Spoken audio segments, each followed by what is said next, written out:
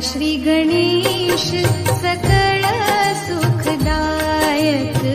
दादा श्री गणेश सकल सुखदायक। देवोना देव गणोना गणनायक।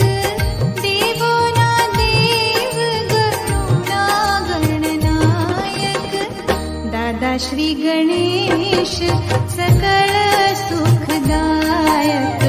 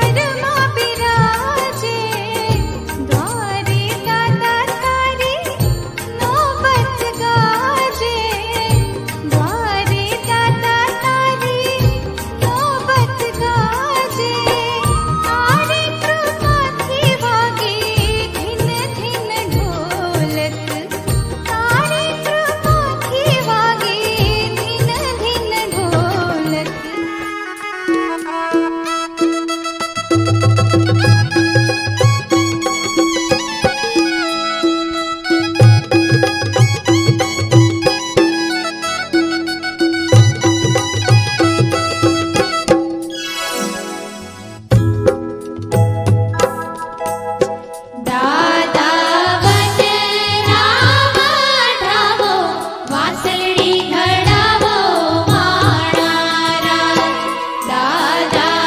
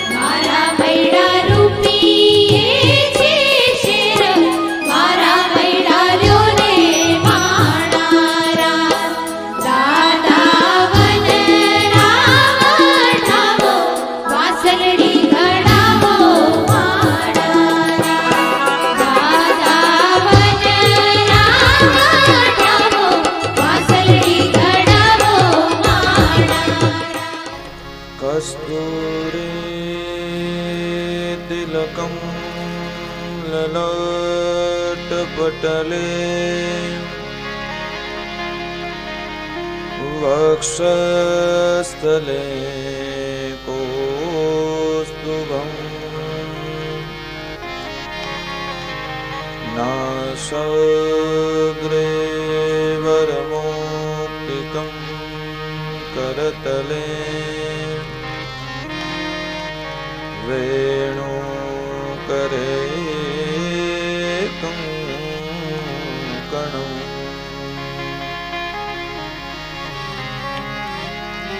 સર્વાંગે હરિચંદનામ સુલલિતમ કંઠે ચ મુક્તાવલી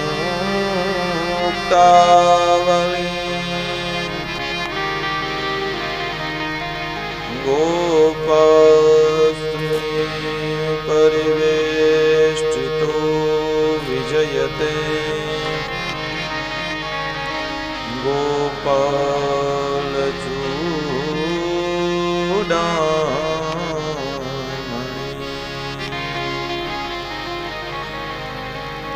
શ્રી દ્વારિકાધીશ કી જય ઉમાપતિ મહાદેવ કી જય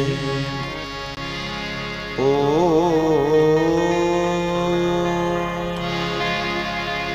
નમઃ પાર્વતી પતયે હર હર મહાદેવ હર.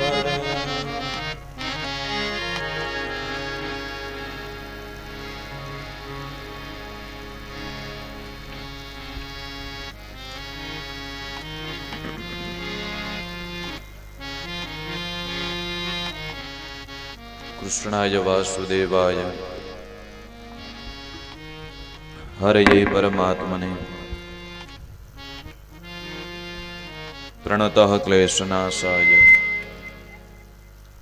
ગોવિંદાય નમો નમઃ. પરબ્રહ્મ સ્વરૂપ વાંગ્મય શ્રી ભાગવતજીના ચરણોમાં અનંત કોટી પ્રણામ. પધારેલા બ્રાહ્મણોના ચરણોમાં વંદન. માં સરસ્વતીના ઉપાસકો સારસ્વતોના ચરણોમાં પ્રણામ.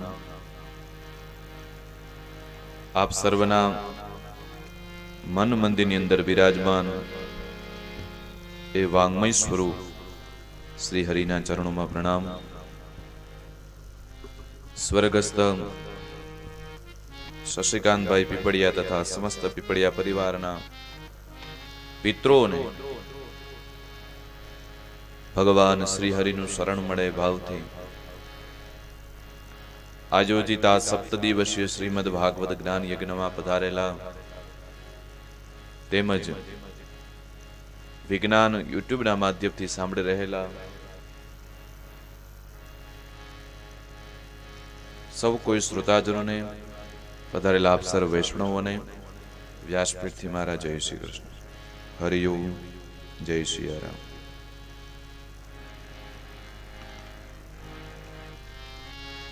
ભગવાન દ્વારકાધીશની કૃપાથી, કુળદેવી માતાના આશીર્વાદથી અને પિતૃઓની પૂર્વ જન્મને કંઈક કમાડી અને આ ભવની કમાણી દ્વારા એ સમસ્ત જીવોની ગતિ થાય ભાવથી સપ્ત દિવસીય સુંદર મજાની શ્રીમદ ભાગવત જ્ઞાન યજ્ઞનું આયોજન પરમાત્માની કૃપાથી આયોજન થયું છે ને દિવસે ધીમે ધીમે કરીને બધા દિવસો વીતી રહ્યા છે. આજે છઠ્ઠો દિવસ. ગઈકાલની કથામાં ભગવાનના જન્મની અનેક લીલાઓની કથા છે. મેં આપને કહ્યું હતું ગઈકાલે કે આપણું જે આ શરીર છે ને એ શરીર દ્વારા જ એક ગોકુળ વૃત્તિ બને છે. આપણું શરીર એક ગોકુળ જ છે.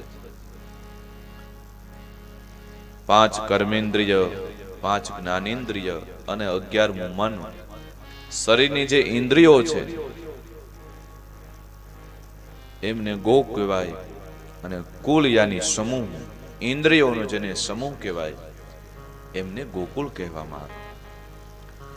ગોકુળ યાની આપણું શરીર, અને મન મંદિરમાં પરમાત્મા જન્મ ધારણ કરે. જેમ ગોકુળમાં પરમાત્માએ જન્મ ધારણ કર્યો છે, એમ હરેક વ્યક્તિઓના મન મંદિરમાં પણ પરમાત્મા જન્મ ધારણ કરે છે.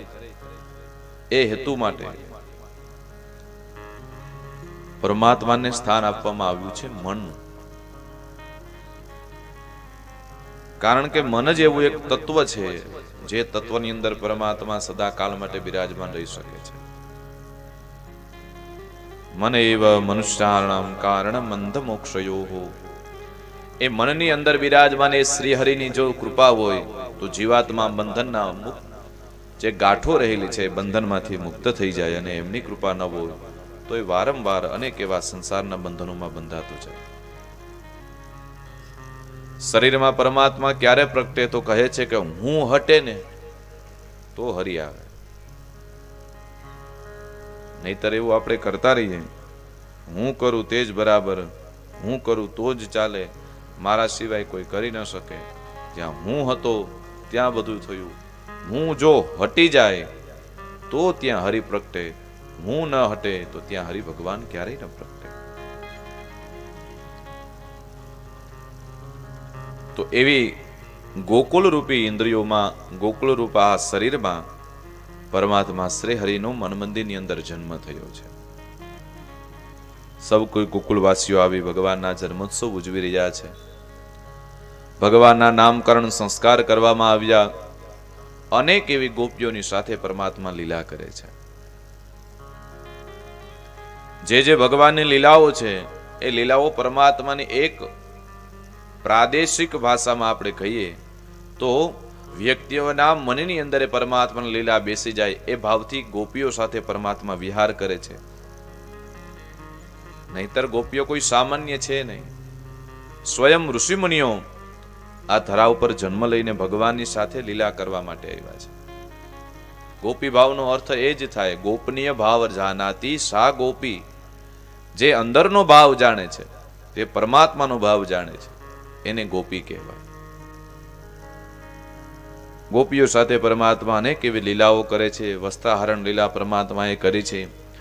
દામણા સાથે પરમાત્મા બંધાણા છે. ભગવાનનું એક નામ દામોદર કહેવાનું. કાલિયા નાગને પરમાત્માએ નાથ્યો છે. અનેક એવા રાક્ષસોને માર્યા છે. અંતમાં જ્યારે નંદ બાવાને સૌ કોઈ ગોવાળો ભેગા થઈ અને દેવરાજ ઇન્દ્ર પ્રસન્ન થાય હેતુના ભાવથી યજ્ઞ કરવા માંગે છે. ભગવાન કહે છે કે બાબા યજ્ઞ આપ શા માટે કરો છો? તો કહે છે આપ દેવરાજ ઇન્દ્ર રાજી થાય તો આપણા બધા ઉપર વરસાદ વરસાવે, અને વરસાદ વરસે તો આપણા સૌનું કલ્યાણ થાય. ભગવાનને ખબર છે કે દેવરાજ ઇન્દ્રના મનની અંદર અભિમાન છે કે જો હું ન હોત તો આ જગતનું કોઈ કલ્યાણ ન કરી શકત. મારા સિવાય કોઈ વરસાદ વરસાવી ન શકે, અને મારા સિવાય કોઈ આ લોકોનું કલ્યાણ ન કરી શકે. જ્યારે દેવરાજ ઇન્દ્રને આ પ્રકારનું અભિમાન આવ્યું ત્યારે પરમાત્માએ વિચાર કર્યો કે કંઈક એવી લીલા કરું જે દ્વારા આ દેવરાજ ઇન્દ્રનું અભિમાન દૂર થઈ જાય. અને જ્યારે સૌ કોઈ મળી અને ભગવાન ગોવર્ધનનાથની પૂજા કરવાનું ભગવાન કહે છે ત્યારે સ્વયં નારાયણ પોતાના મુખથી કહે છે કે પિતાશ્રી આપ એમ કહો છો કે દેવરાજ ઇન્દ્ર દ્વારા જ સૌ કોઈને સુખ મળે છે, એ વાત ખોટી. કર્મણામ જાયતે જંતુ કર્મણાયા વિલીયતે. વ્યક્તિના કર્મ દ્વારા જ એમને સુખ અને દુઃખ મળે છે. ગઈકાલની કથામાં આપણે સાંભળ્યું, તમે જેવું કર્મ કરો એવું કર્મનું ફળ દેવા માટે પરમાત્મા બંધાયેલા છે. જે વસ્તુ તમારા ભાગ્યમાં છે એ વસ્તુ તમને મળીને જ રહેવાની છે, પણ એ વસ્તુ મળ્યા પછી જો જીવનમાં પુરુષાર્થ છોડી દેશો તો ભાગ્યમાં મળેલી વસ્તુને જતા પણ વાર નહીં લાગે. એકલું ભાગ્ય પણ નકામું અને એકલું પુરુષાર્થ પણ નકામું.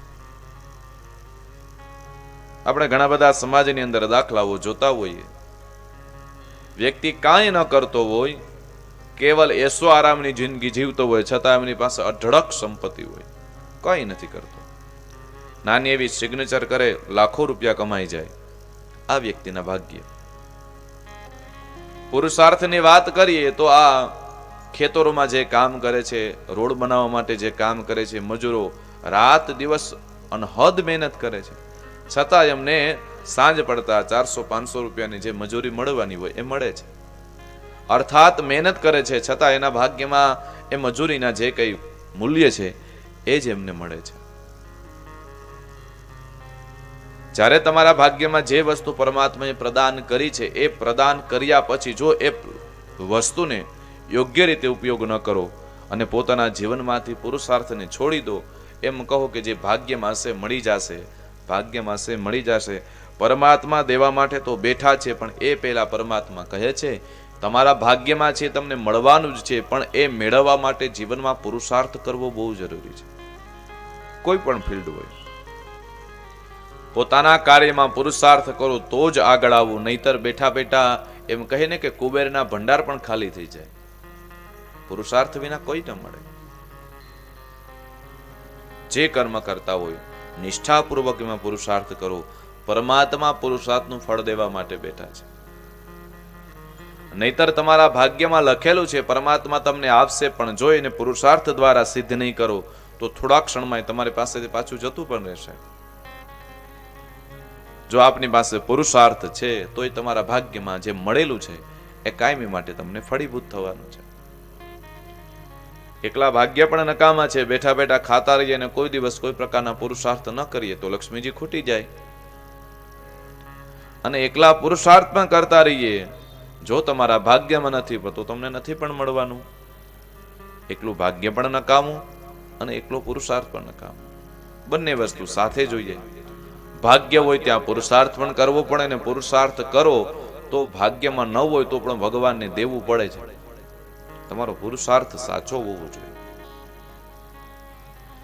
ભગવાન કૃષ્ણ એ જ નંદ બાવાના કહે છે કે બાબા આ જગતમાં, આ ધરામાં જે વ્યક્તિ જન્મ ધારણ કરે છે ને એમને પોતાના કર્મ અનુસાર જ ફળ મળે છે.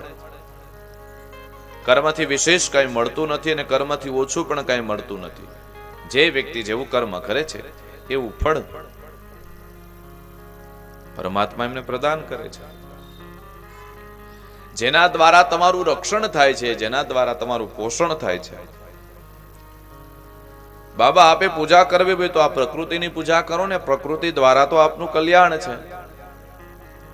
પ્રકૃતિ છે છો તો તમારા બધાનું કલ્યાણ થાય છે. પ્રકૃતિ વિના કલ્યાણ નથી. પ્રકૃતિ પૂજાનો ભાવ કરી ઇન્દ્રના મદને ઉતારવા માટે, ઇન્દ્રના અભિમાનને ઉતારવા માટે પરમાત્માએ ગોવર્ધન પૂજાની લીલા કરી. અને જ્યારે ઇન્દ્ર દ્વારા 12 પ્રકારના મેઘોને આદેશ આપવામાં આવ્યો કે આપ સૌ જાઓ અને અનરાધાર ગોકુળની અંદર વરસી પડો. જ્યાં જળ છે ત્યાં સ્થળ નથી, ને સ્થળ છે ત્યાં જળ નથી. ચારે બાજુ જળ રહી થઈ ગયું છે. જળમય જ્યારે આખું ગોકુળ થઈ ગયું, સૌ કોઈ ગોવાળિયાઓ મૂંઝાણા. હે કૃષ્ણ, હવે અમારે શું કરવું? હે કૃષ્ણ, હવે અમારે શું કરવું? ત્યારે ભગવાન કૃષ્ણ સ્વયં એમ કહે છે જેમની તમે પૂજા કરી છે એના શરણમાં તમે જાઓ, એ તમારું રક્ષણ કરશે. ગોપ ગોવાળા આવ્યા છે ભગવાન ગોવર્ધનનાથ પાસે. આવીને ગોવર્ધનનાથને એ જ અરજી કરે છે, હે પરમાત્મા અમારી ઉપર કૃપા કરો, અમે આપની છાયામાં છીએ. જ્યારે ગોવર્ધનનાથને વંદન કરે છે ત્યારે પરમાત્મા એક નાના એવા સ્વરૂપમાં, જેમ કોઈ બાળક રમતું હોય અને રમતા રમતા બિલાડીનું જે મળ કહેવાય, વરસાદનો સમય હોય ને ત્યારે બિલાડીના મળમાંથી એક છત્રી બને. કદાચ આપણે ક્યાંય જોયું. જેમ એ બાળક રમતું રમતું બિલાડીના મળમાંથી બનેલી છત્રીને પોતાના હાથમાં ઉચકી લે, એ પ્રમાણે પરમાત્માએ પોતાના વામ હસ્ત દ્વારા ડાબા હાથમાં ટચલી આંગળીના ભાર ઉપર ગોવર્ધનનાથને ધારણ કરી લીધા છે. યુક્ત્યુત્પેનેક હસ્તેના કૃત્વા ગોવર્ધનાચલમ દધાર લીલિયાત કૃષ્ણ છત્રકમિવ બાલક. જેમ એક નાનું બાળક એ મળની છત્રીને ઉપાડે, એમ પરમાત્માએ પોતાના વામ હસ્તની અંદર ગોવર્ધનનાથને ધારણ કરી લીધા. અને સૌ કોઈ ગોવર્ધનનાથની છત્ર છાયા આવવા માટે આમંત્રણ આપે છે કે હે સબ ગોવાળો, આપના પશુધનને લઈ અને આપ સૌ કોઈ આ ગોવર્ધનની નીચે છત્ર છાયામાં આવી જાઓ. 7 દિવસ સુધી અનરાધાર વરસાદ વરસ્યો છે, પણ કોઈ પણ ગોવાળિયાઓને જરા પણ પરમાત્માએ તકલીફ થવા નથી દીધી. કારણ કે જેમની ઉપર ભગવાનનો હાથ હોય ને પછી કોઈ ચિંતા કરવાની જરૂર નથી.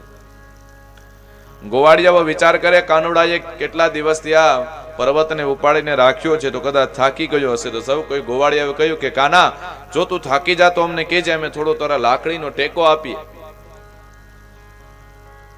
ટેકો આપવાની ભાવના કરે છે. ગોવાળિયાઓ વિચારે છે કે કાનાને થોડો ટેકો આપીએ. ત્યારે પરમાત્મા કહે છે કે હું થોડો હળવો થઈ જાવ, આપ ગોવર્ધનને પકડી રાખો. પરમાત્મા થોડી આંગળીની નીચે કરે છે, ગોવર્ધન દબાવવા લાગ્યો. સૌ કોઈ ગોવાળિયાઓ કહે છે કાના લેજે, આ અમારા હાથમાં નથી. ફરીવાર પરમાત્માએ પોતાના ટચલી આંગળીને, એવું કહેવાય કે ટચલી આંગળીના અગ્રભાગ જે નખનો ભાગ છે એમની ઉપર પરમાત્માએ ગોવર્ધન નાથને ધારણ કરેલા છે. ઘણા બધા ભક્તો એમ કહે છે કે ભગવાને ડાબા હાથમાં જ કેમ ગોવર્ધનને ધારણ કર્યા, જમણો હાથ કેમ નહીં ભાઈ? તો ભક્તો કહે છે કે ડાબો હાથ છે ને એ અમારી રાધા રાણીનો છે, અને રાધા રાણી શક્તિ સ્વરૂપા છે, અને જ્યાં શક્તિ હોય ત્યાં જ પરાક્રમ થઈ શકે. શક્તિ વિના તો પુરુષ પણ નકામો છે. તો રાધા રાણીના હાથનો ભાગ છે વામ હસ્તે વામાંગી જે કહેવાય પત્ની સ્વરૂપા, એ ડાબા હાથનો ભાગ છે. ટચલી આંગળી ઉપર એ હેતુ દ્વારા તો ગોવર્ધનને ધારણ કર્યા છે. સૌ કોઈ ગોકુળવાસીઓને કહે છે કે હે ગોકુળવાસીઓ, આ છત્રછાયામાં સૌ આવી જાઓ. જ્યાં સુધી વરસાદ શાંત ન થાય ત્યાં સુધી આપ આરામ કરો, આપને કોઈ ચિંતા નહીં રહે. ગોવર્ધનનાથના ચરણમાં આવી જાઓ. બસ એક બાર આજા गिरिराज की शरण में, बस एक बार आजा गिरिराज की शरण में, बस एक बार आजा गिरिराज की शरण में, बस एक बार आजा गिरिराज की शरण में, गिरिराज की शरण में, गिरिराज की शरण में, गिरिराज की शरण में, गिरिराज की शरण में, गिरिराज की शरण में, गिरिराज की शरण में, गिरिराज की शरण में, गिरिराज की शरण में, बस एक बार आजा गिरिराज की शरण में, बस एक बार आजा गिरिराज की शरण में, बस एक बार आजा गिरिराज की शरण में, बस एक बार आजा गिरिराज की शरण में, बस एक बार आजा गिरिराज की शरण में, बस एक बार आजा गिरिराज की शरण में, एक बार आजा गिरिराज की शरण में. ભગવાન ગિરિરાજના ચરણમાં સૌ કોઈ ગોવાળિયાઓ આવ્યા. 7 દિવસ સુધી પરમાત્માએ ગોવર્ધનનાથને ધારણ કરીને રાખ્યા છે. સુંદર મજાની ઝાંખી ગળી યાત્રા આપણે પરમાત્માની કરી. 56 ભોગ ભગવાનને ધરવામાં આવ્યા. સૌ કોઈ વ્યક્તિએ ભગવાનનો ભોગનો પ્રસાદ લીધો, પણ મારા ભાગમાં જ ન આવ્યો. ઠીક છે, થોડો પરમાત્માની કૃપાથી સૌ કોઈ ભગવાનનો પ્રસાદ ભોગ પામ્યા. 7 દિવસ સુધી પરમાત્માએ ગોવર્ધનનાથને ધારણ કર્યા છે. વિક્ષમાણો દધ્રાવાદી સપ્તાહમ ના ચલત પદાત, એક પણ ડગલું આગળ વધ્યા વિના પરમાત્માએ 7 દિવસ સુધી ગોવર્ધનનાથને સ્થિર કર્યા છે. 7 દિવસમાં 12 મેઘો છે થાકી ગયા, અને દેવરાજ ઇન્દ્રને કહે છે કે જે જલ હતું બધું વરસાવી દીધું, પણ નીચે પરમાત્મા એક લીલા કરી છે. પોતાના વામ હસ્તની અંદર ગોવર્ધનનાથને ધારણ કરી લીધા છે, અને એમની ધરાની, એમની છત્રછાયા નીચે સૌ કોઈ ગોકુળવાસીઓને સ્થિર કરી લીધા છે. દેવરાજ ઇન્દ્રના મનમાં જે અભિમાન હતું એ અભિમાન બધું ઉતરી ગયું કે હું જ સૌનું રક્ષણ કરું છું. એમ નથી, પણ ધરા ઉપર રહેલા પરમાત્મા જ આ જગતનું રક્ષણ કરે છે. એ દેવરાજ ઇન્દ્રનું બધું અભિમાન નીકળી ગયું. પરમાત્માએ 7 દિવસ સુધી ધારણ કરેલા ગોવર્ધનનાથને છે. સૌ કોઈ ગોવાળિયાઓને કહ્યું કે હે ગોવાળિયાઓ, ગોપાલો, હવે વરસાદ રહી ગયો છે, આપ સૌ ગોવર્ધનનાથની છત્રછાયામાંથી બહાર વયા જાઓ, પછી હું બરાબર આમને સ્થિર કરી દઉં. પરમાત્માએ સૌ કોઈને બહાર મોકલ્યા છે ને જે રીતે ગોવર્ધનનાથ જે સ્થાનમાં સ્થિર હતા એ સ્થાનમાં ફરીવાર પરમાત્માએ સ્થિર કરી દીધા છે. ભગવાન પિતમ શૈલમ સ્વસ્થાને પૂર્વવત પ્રભુ પશ્યતામ સર્વભૂતાનામ સ્થાપયામાસ લીલયા. 10મા સ્કંદનો 25મો અધ્યાય. ભગવાને ગોવર્ધનનાથને સ્થિર કરી દીધા છે અને એ સમયે જ્યારે ભગવાન સ્થિર થઈ જાય સૌ કોઈ ગોપ ગોવાળો આવીને પરમાત્માની પરિક્રમા કરે છે. ગોવર્ધનનાથની પરિક્રમા 7 કોષમાં ગોવર્ધન મહારાજની પરિક્રમા છે. કોઈએ કરેલી છે ગોવર્ધનનાથની પરિક્રમા? 1 2 7 કોષમાં. કયા કયા દેવસ્થાનો ત્યાં આવે છે વિશ્રામ?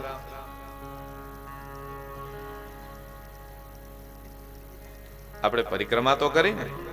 આપને ખબર હોય જો જુનાગઢમાં પરિક્રમા જાય તો ઝીણા બાવાની મઢી આવે, અનેક એવા બીજા સ્થાનો આવે. આ બધા સ્થાનોની આપણે પરિક્રમા કરી છે તો આપને ખબર હોવી જોઈએ ને આપણે ક્યાંથી ક્યાંથી પરિક્રમામાં ચાલ્યા છીએ.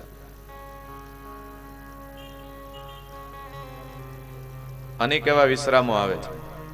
માનસી ગંગા આવે, કૃષ્ણ ગંગા આવે, ચકલેશ્વર મહાદેવ આવે. દર્શન કર્યા ચકલેશ્વર મહાદેવને?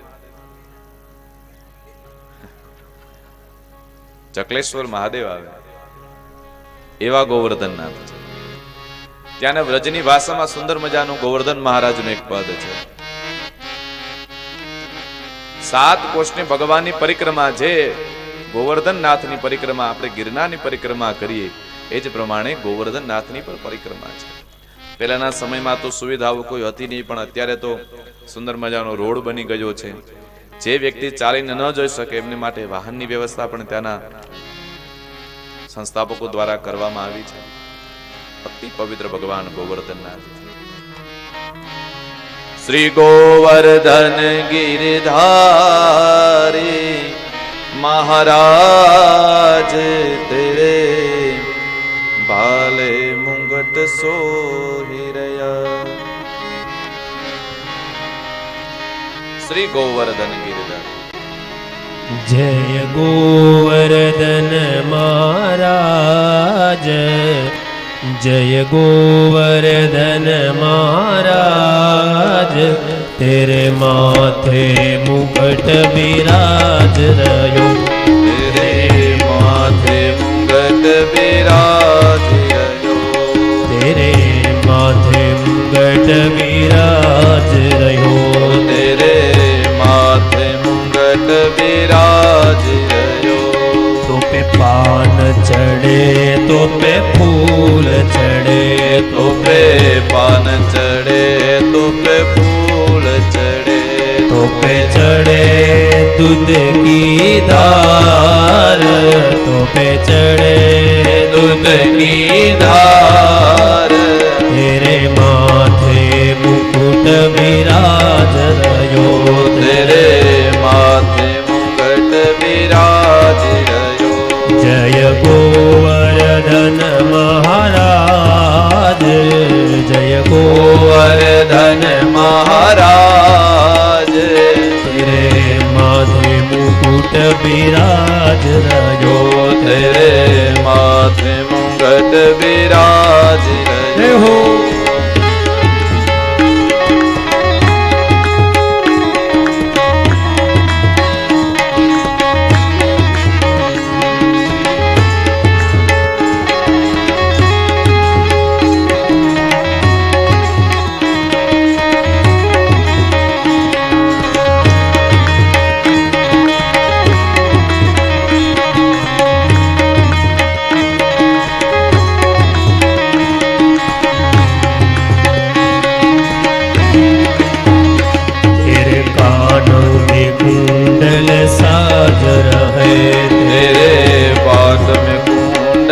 साज रहे, तेरे कानन कुंडल साज रहे, तेरे कान में कुंडल साज रहे, ठोड़ी पे हीरा लाल, ठोड़ी पे हीरा हीरा लाल तेरे माथे मुकुट विराज रयो तेरे माथे मुकुट विराज रयो जय गोवर्धन महाराज गोवर्धन महाराज तेरे माथे मुकुट विराज रयो तेरे सात कोस की परिक्रमा तेरे सात कोस की परिक्रमा तेरे सात कोस की परिक्रमा तेरे सात कोस की परिक्रमा और चकलेश्वर विश्राम और चकलेश्वर विश्राम तेरे माथे मुकुट विराज रयो तेरे माथे मुकुट विराज रयो तेरे गोवर्धन महाराज जय गोवर्धन महाराज तेरे माथे मुकुट विराज रयो तेरे माथे मुकुट विराज रयो तेरे माथे मुकुट विराज रयो तेरे माथे मुकुट વિરાજ દેવ દર્શન કરવા જાઓ ને ત્યારે આ બધા જે વિશ્રામો આવે છે જે દેવ સ્થાનો આવે છે બધા યાદી સ્વરૂપે યાદ રહેવા જોઈએ. અત્યારના સમયમાં સૌ કોઈ જાય છે દેવ દર્શન કરવા માટે, નામ યાત્રાનું દે પણ જાય છે ફરવા. એમ ન હોવું જોઈએ. જે સ્થાનોમાં આપ જાઓ છો તે સ્થાનનું મહત્વ જાણો. શા માટે માનસી ગંગાની ઉત્પત્તિ થઈ છે, ચકલેશ્વર મહાદેવ શા માટે ત્યાં બેઠા છે, 7 કોષની જ કેમ પરિક્રમા છે, ગોવર્ધન જતિપુરામાં જ કેમ છે, આ બધાનું વિશેષ મહત્વ છે એ ક્યારેક જાણો. આવ્યા છો ફોટા પડાવીને નીકળી ગયા એવી યાત્રા નકામી છે. યાત્રામાં ગયા છો તો બધી વાતનું ધ્યાન રાખો. तेरे 7 कोस की परिक्रमा तेरे 7 कोस की परिक्रमा चकलेश्वर है विश्राम चकलेश्वर है विश्राम तेरे माथे मुंगट विराजी रयो तेरे माथे मुकुट विराज रहो. ભગવાન ગોવર્ધનનાથની 7 કોષની પરિક્રમા. કોઈ એમ કહે છે મહાપુરુષો, જે વ્યક્તિ ગોવર્ધન મહારાજની 7 કોષની પરિક્રમા પૂર્ણ કરે છે એમને 7 જન્મ પરમાત્માના ચરણમાં વાસ મળે છે. 7 જન્મ. એક જન્મ પતી ગયો, બીજી ત્રીજો, એ રીતે 7 કોષની પરમાત્માની પરિક્રમા છે. દેવરાજ ઇન્દ્રને ખબર પડી છે કે પરમાત્માએ પોતાની લીલા કરી છે અને ભગવાનની માફી માંગવા માટે પોતાનું અભિમાન દૂર થયું. એ ભાવથી ભગવાનને મળવા માટે દેવરાજ ઇન્દ્ર આવી રહ્યા છે. ત્યારે સૌ કોઈ ગોપ ગોપાળો નંદરાજીને પૂછે કે નંદ બાબા, આપના છોરામાં તો બહુ તાકાત છે.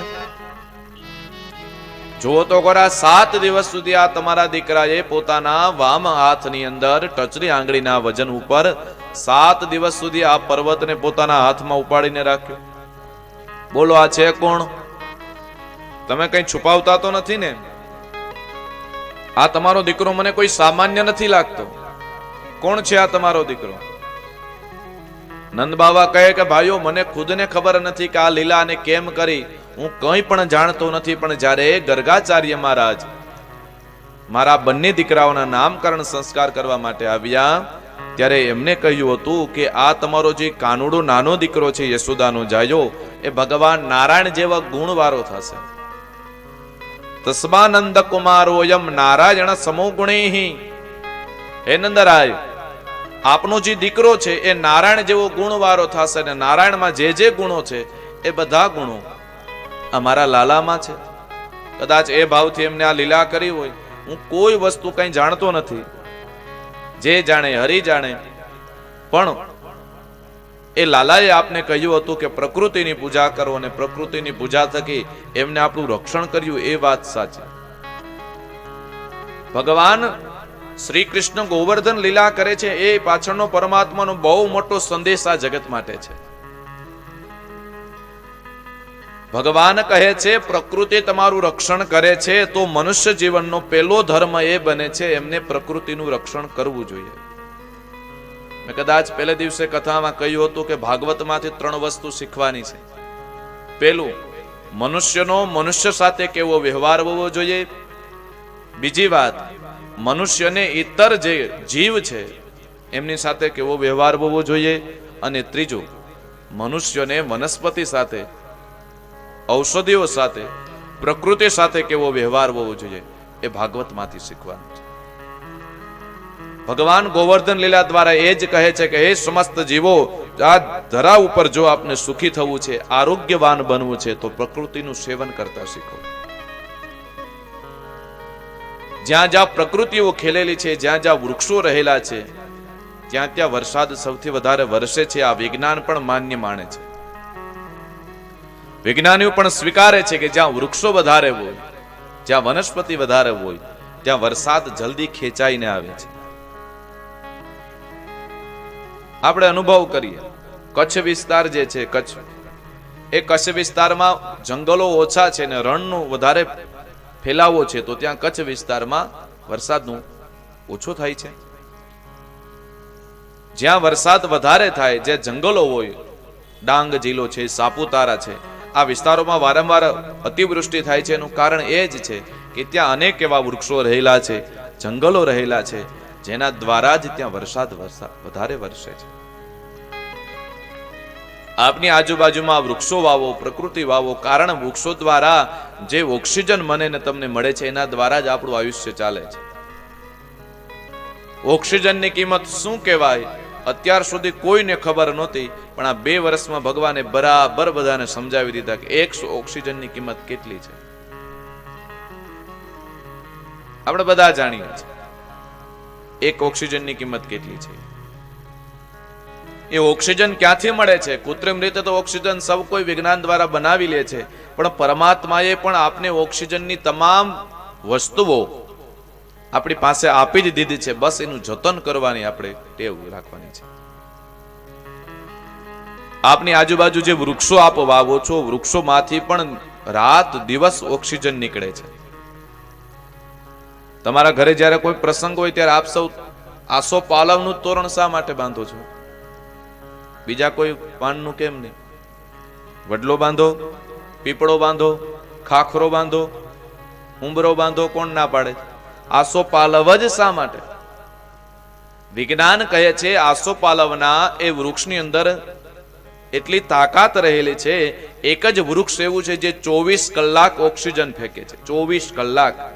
ને જ્યારે એ વૃક્ષના એ ડાળીમાંથી બીજી ડાળીને કાપવામાં આવે ત્યારે ડાળીની અંદર પણ 24 કલાક ઓક્સિજન ફેંકવાની તાકાત હોય છે.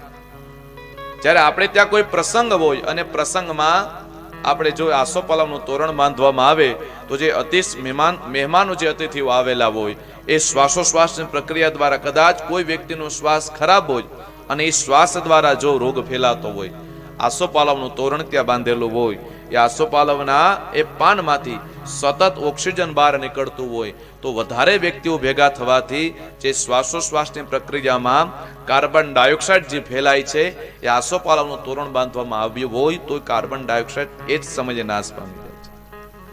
આ ભાવથી આસોપાલવ બાંધે છે સૌ કોઈ. લીમડાની નીચે સુવો, 12 કલાક ઓક્સિજન તમને આપે છે. રાત્રિમાં લીમડાની નીચે ક્યારે ન સુવાય, રાત્રે ઓક્સિડાઇડ ફેંકે. આવા વૃક્ષો છે જેનામાંથી સતત આપને ઓક્સિજન મળે છે, છાયાઓ મળે છે, ફળ મળે છે, તો શું મનુષ્ય જન્મ લીધા પછી આપણો એ ધર્મ નથી બનતો આપણે પ્રકૃતિનું રક્ષણ કરીએ? આપ કંઈ ન કરો તો કંઈ નહીં, પણ અકારણ વૃક્ષો છેદન તો રહેવા દો. શાસ્ત્રમાં સ્પષ્ટ મનાઈ કીધી છે, અકારણ વૃક્ષ છેદન કરવાનું પણ પાપ આપણા શાસ્ત્રમાં કીધું છે. કારણ વિનાનું વૃક્ષ છેદન કરો તો એ પ્રકારનું એક મહાન પાપ છે. વૃક્ષોની આપણી પર કેટલી કૃપા હોય. ચોમાસામાં ખબર ન પડે, પણ જો ઘટાદાર વૃક્ષ હોય, અચાનક વરસાદ આવી જાય, એ વૃક્ષની છાયામાં આપ ઉભા રહી જાવ તો આપને પલળવા નથી દેતા. ઋતુમાં જે પુષ્પ આવે છે, ઋતુમાં જે ફળ આવે છે, એ વૃક્ષો તમને પ્રદાન કરે છે. જ્યારે ભગવાન સૂર્યનારાયણ પૂર્ણ સ્વરૂપે તપી ગયા હોય ઉનાળાના સમયમાં, ચૈત્ર વૈશાખના તડકામાં, ત્યારે છાયાની જરૂર પડે ત્યારે વૃક્ષો તમને છાંયો આપે છે. પોતે તપે અને આપ સૌને છાંયો વૃક્ષો આપે છે. એ વૃક્ષોને અકારણ ક્યારેય છેદન ન કરાય. સંભવત બને તો આપણા કોઈ વડીલ સ્નેહોની યાદોમાં પોતાના જન્મદિવસના દિવસે યાદી રૂપે કોઈ વૃક્ષો વાવો. જો વૃક્ષો હશે તો પ્રકૃતિ આપણી પર પ્રસન્ન રહેશે, અને પ્રકૃતિ પ્રસન્ન રહેશે તો પરમેશ્વરને પ્રસન્ન થતા વાર નહીં લાગે. ભગવાન ગોકુળમાંથી વૃંદાવનમાં શા માટે ગયા? કહે છે વૃંદાવનમ વનયાની જંગલ થાય, જ્યાં અનેક એવા વૃક્ષો રહેલા છે. ગોવર્ધનનાથની પૂજા થકી ભગવાન એ જ સમજાવે છે કે એ જીવ, મેં પ્રકૃતિની પૂજા કરી અને નંદ બાબાને સૌ કોઈ ગોપ ગોવાળોને પ્રકૃતિએ જ રક્ષણ કર્યું છે, તો સમસ્ત જીવોએ પ્રકૃતિનું રક્ષણ કરવું જોઈએ. જો પ્રકૃતિનું રક્ષણ કરવામાં નહીં આવે તો સમય સમયે આ જગતની બદતર હાલત થતા વાર નહીં લાગે. આપ સૌ કોઈ જાણો છો, ધીમે ધીમે વ્યક્તિ પોતાના સ્વાર્થ માટે, પોતાની સુવિધાઓ માટે વૃક્ષોને કાપવા લાગ્યા છે, ને જેમ જેમ વૃક્ષો કપાણા છે તેમ વિજ્ઞાન એમ કહે છે ઓક્સિજનનું જે સ્તર હોય એ સ્તર ધીમે ધીમે ઘટવા લાગ્યું છે. જો વૃક્ષો જ નહીં બચે તો ઓક્સિજન લેશો ક્યાંથી? આપની આજુબાજુમાં વૃક્ષો વાવો. કોઈ સ્નેહીની યાદમાં જન્મદિવસના દિવસે જ્યારે જ્યારે સમય મળે, જ્યારે જ્યારે કોઈ યોગ્ય સમય આપે, કંઈક યાદી રૂપે વૃક્ષો વાવો. પ્રકૃતિનું રક્ષણ કરો. કેવડી કૃપા આપણી પર વૃક્ષો છે. તડકામાં તપે છે, શિયાળામાં ઠરે છે, વરસાદમાં પલળે છે, છતાં એ વૃક્ષો કોઈ દિવસ પોતાના ફળ પોતે નથી ખાતા. આ પ્રકૃતિની આપણી ઉપર અસીમ કૃપા છે. નદીઓ જે વહે છે એ નદીઓ કોઈ દિવસ પોતાની મર્યાદા નથી ચૂકતી, અને નદીઓ કોઈ દિવસ પોતાનું જળ પોતે નથી પીતી. જે નદીઓ વહે છે એ આપ સૌના કલ્યાણ માટે, આપણા બધાના રક્ષણ માટે તો વહે છે.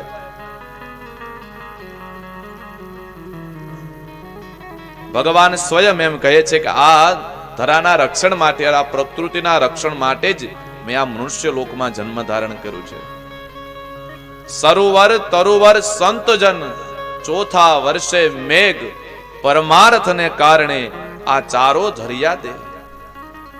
સરોવર તરુવર સંતજન, સરોવરિયાની જલ, તરવરિયાની આ વનસ્પતિઓ, આ પ્રકૃતિ અને મહાપુરુષો, આનો જન્મ જ મનુષ્યોના કલ્યાણ માટે થયો છે.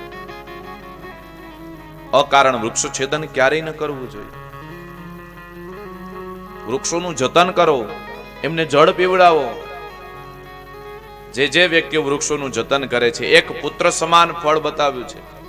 એક વૃક્ષ વાવો અને એ વૃક્ષને મોટું કરો, અને એક નાના બાળકને મોટું કરો, ને એમાં જે પુણ્ય મળે એટલું પુણ્ય એક વૃક્ષને જતન કરવાનું મળ્યું છે.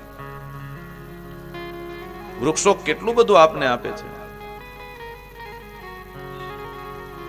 એમના જે ફળ થાય એ ફળ આપને આપી દે છે. તડકામાં શેકાય છે, વરસાદમાં પલળે છે, શિયાળામાં ઠંડી સહન કરે છે, પણ ક્યારેય પોતામાં આવેલા એ મીઠા ફળ પોતે નથી ખાઈ જતા.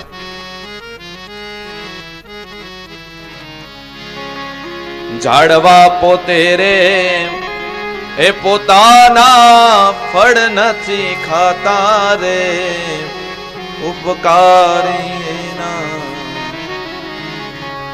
આત્મા. ઝાડવા પોતે રે પોતાના ફળ નથી ખાતા રે, ઉપકારી એનો આત્મા. દરિયો ન પેરે રત્નો નિમાડા રે, ઉપકારી એના આત્મા રે જી. દરિયો છે એ ધુધવતો હોય, પોતાના ઉદરમાં અનેક એવા રત્નો સમાવીને બેઠો છે, પણ ક્યારે આપણે જોયું છે દરિયો રત્નોની માળા પહેરી અને નગરમાં લટાર મારવા નીકળ્યો હોય? આ નદીઓ વહે છે આપણા માટે તો વહે છે. જો એનું જતન આપણે નહીં કરીએ, આ પ્રકૃતિનું જતન નહીં કરીએ, વનસ્પતિઓનું જતન નહીં કરીએ, તો મનુષ્ય જીવનનો અંત આવવાનો બહુ જાજી વાર છે જ નહીં. વ્યક્તિઓને જીવવું મુશ્કેલ થઈ જશે જો આ વનસ્પતિની સચવાય તો. કારણ ઓક્સિજન લાવશો ક્યાંથી? જે ઓક્સિજન જેનામાંથી આવે છે એ પ્રકૃતિને તો આપણે બચાવી નથી. ભગવાન કૃષ્ણ એમ કહે છે આ પ્રકૃતિનું રક્ષણ કરો, એ જ આપનું રક્ષણ કરશે. દેવરાજ ઇન્દ્રને ખબર પડી, એકાંતમાં આવી અને દેવરાજ ઇન્દ્ર ભગવાનની સ્તુતિ કરે છે.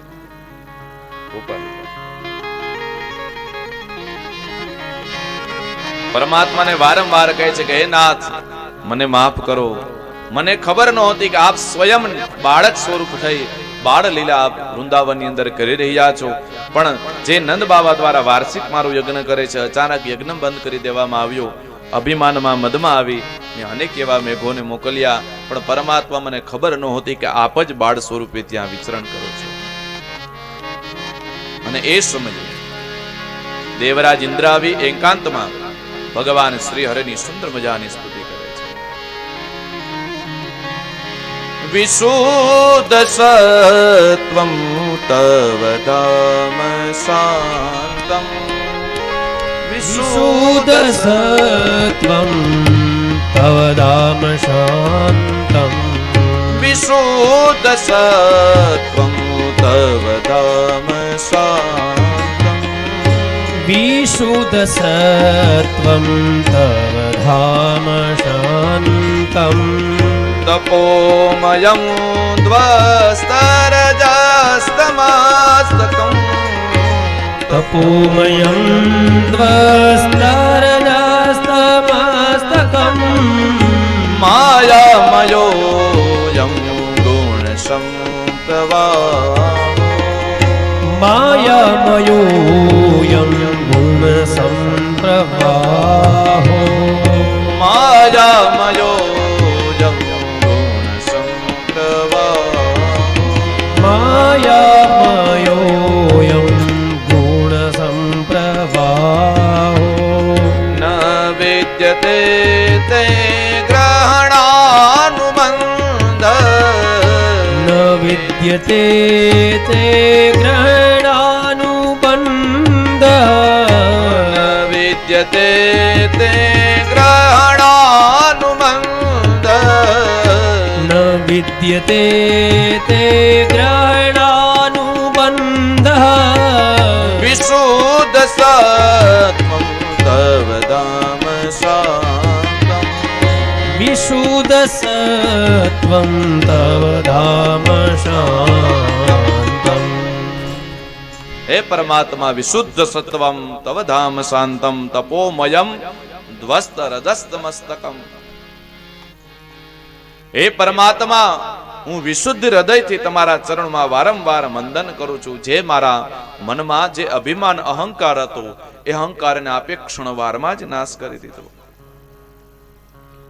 માયામયોऽયં ગુણસંપ્રવાહો, માયામયોऽયં ગુણસંપ્રવાહો, ન વિદ્યતે તે ગ્રહણાનુબંધ, ન વિદ્યતે તે ગ્રહણાનુબંધ. એ પરમાત્મા આપની માયા એવી છે, દેવતાઓ પણ આપની માયામાં મોહિત થઈ જાય છે. માયામયોऽયં ગુણસંપ્રવાહો. એ પરમાત્મા જે જે લીલા અમારા દ્વારા થઈ રહી છે, જે જે અમે કર્મ કરી રહ્યા છીએ, આપની કૃપાથી તો થાય છે. અમે મૂઢ છીએ, મૂઢમતી છીએ, અભિમાનમાં આવી અનેક એવા કર્મો કરીએ છીએ, પણ એ અભિમાનને નાશ કરવા માટે આપ સમર્થ છો. ન વિદ્યતે તે ગ્રહણાનુબંધ. હે પરમાત્મા, કોઈ જીવાત્મા આપને બાંધવાની તૈયારીઓ કરે, બાંધવાનો પ્રકાશ કરે, ત્યારે આપ એમનામાં બંધાતા નથી, પણ પ્રેમથી જે વ્યક્તિ આપને બંધાવવા માટે આવે છે એમની સાથે આપ બંધાઈ જાઓ છો. એ પરમાત્મા આપની અનેક લીલાઓ છે, એ લીલાઓનું અમે રસપાન કરીએ છીએ. પરમાત્મા, અમે મૂઢ છીએ.